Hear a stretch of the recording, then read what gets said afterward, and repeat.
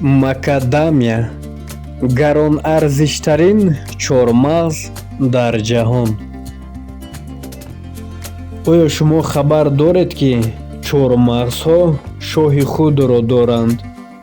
номи ин шоҳи чормағзҳо макадамия мебошад, ки чормағзи квинслендӣ буда дар дарахти начандон калонӣ аз Австралия овардашуда мерӯяд.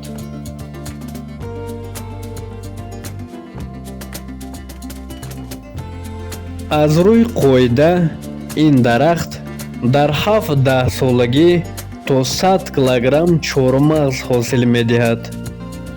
олими табиатшиноси иёлоти Виктория, яъне ИМЕА, Фердинанд фон Мюллер аввалин шуда растаниҳои таҳҷоӣ аз ҷумла макадамияро кашф кард ва бинобар ин ҳуқуқи бошарофати дӯсташ Ҷон Макадам номгузорӣ кардани ин дарахти чормағзро дошт.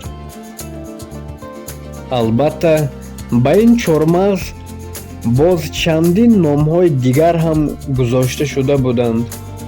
масалан, мардуми таҳҷоӣ дарахтонеро, ки аз онҳо чормағз мечиданд, аз қадимулайён киндал, меваҳояшро милибимби ё ин ки бумера меномиданд. маҳз бо ҳамин хотир шоҳи чормағзҳо солиёни зиёд номҳои гуногун дошт. танҳо баъди солҳои 1930 вақте ки дар Австралия ассотсиатсияи дӯстдорони макадамия ташкил карда шуд, номи интихобнамудаи фон Мюллер номи ягона интихоб гардид.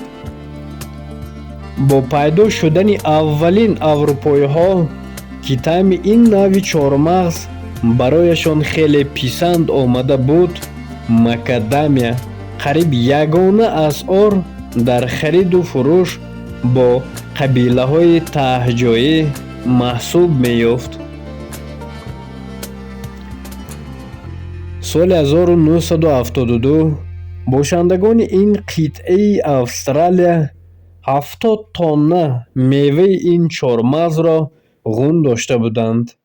имрӯз ин омор то ба 40,000 тонна дар як сол расидааст.